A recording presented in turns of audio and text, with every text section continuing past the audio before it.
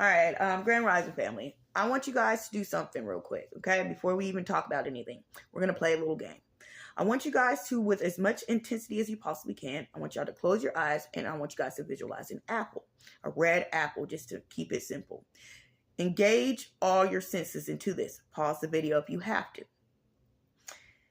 After you guys engage and think about this apple, what does it look like? How does it feel in your hand? What can you smell? What can you sense? What can you taste? What can you see?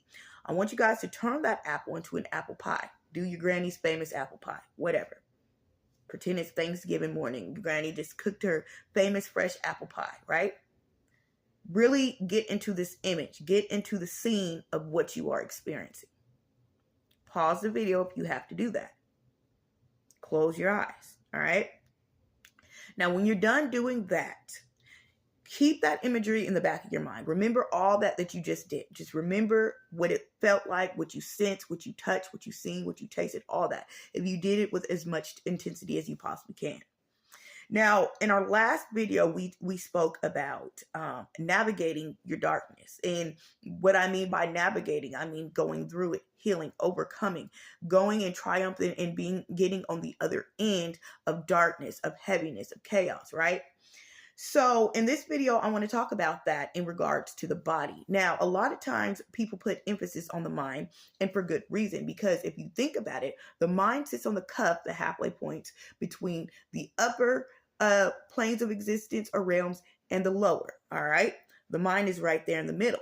So when you look at your body, and in no particular order, you got the mental plane, you got the emotional plane, then you got your physical plane, right? That is where your body is, your vessel. That is where consciousness sits within that vessel and experience things with the five senses. All right. Just above that body, you got the etheric, the etheric body, or the body double. Then you got the etheric template. All right. Then you got the astral body. Then you got the causal and the celestial body. And you go all the way up until you get to you got your soul, your spirit, and then you go until you get to consciousness. Now, when you get to the consciousness, right, you are then back to oneness, back to unity. Okay. That is you experiencing yourself as all there is, all at one. There's only one consciousness. There's only one consciousness. All right. That is what they call God, or the source of the all, the unity. And all that there is, including the gods and the goddesses and the deities and the archetypes and you and the extraterrestrials and the angels and all that, goes back to that one consciousness. Okay. But as you go back down, you descend that consciousness, that pyramid, and you go down all the way back down to the physical body. The lower and lower you go through all those planes of existence, the causal body, the mental, the celestial, all that, you start getting more individualized. You start going more and more into you, which you call yourself as you, as the separate identity or the separate entity.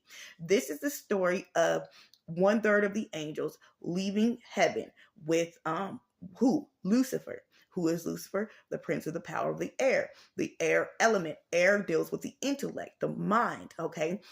So when you think about the mind, like I said, this is the separation. This is the beginning of duality, because this is the introduction we have to the adversarial current. Okay.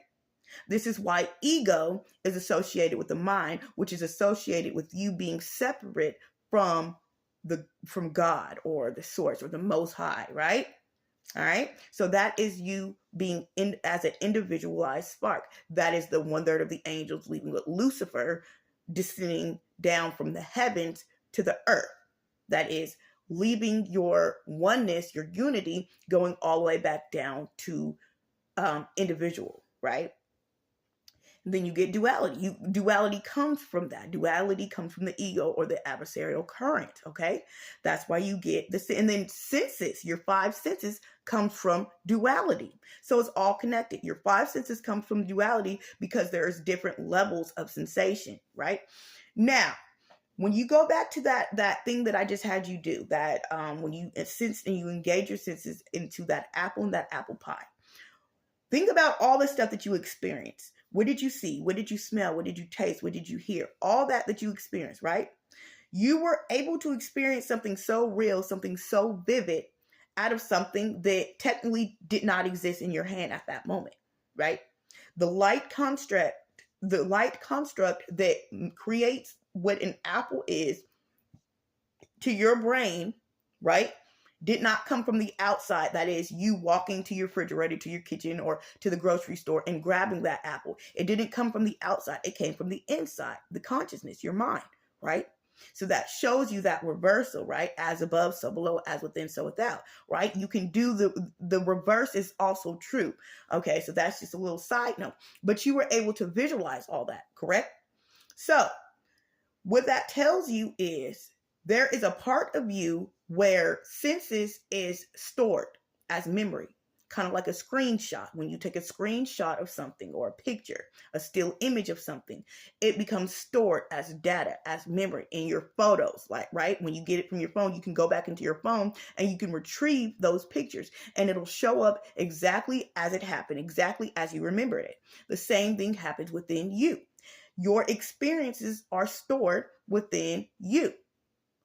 You just did from that test, from that experience, you just realized that it is not only stored in the mind, but in your body because you can pull out those sensations. That's how you know. That's why you tense yourself and you even kind of tense up and chill a little bit when you go to a pool that you know is filled. Say it's an ice bath, right? With ice water. You know it's going to be cold. You can physically feel that before you jump into the water.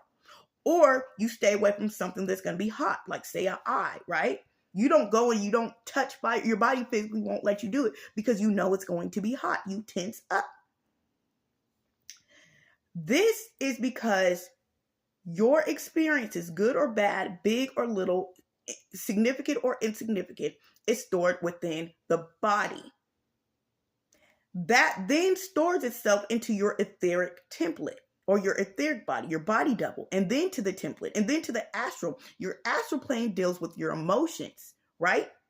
But your feelings and your sensations comes from that body.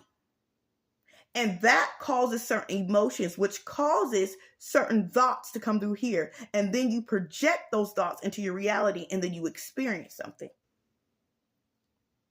So it's all connected, in the body that is above the higher body, or the higher plane, has aspects of that lower plane in it, or the lower plane rather has aspects of the higher plane in it that it comes from, and it's all connected and it all affects one another. So essentially, in other words, what I'm trying to say is, in order to affect or infect or whatever, change your mind first, you have to engage and deal with the energy that is within your body, because it's not just this physical vessel.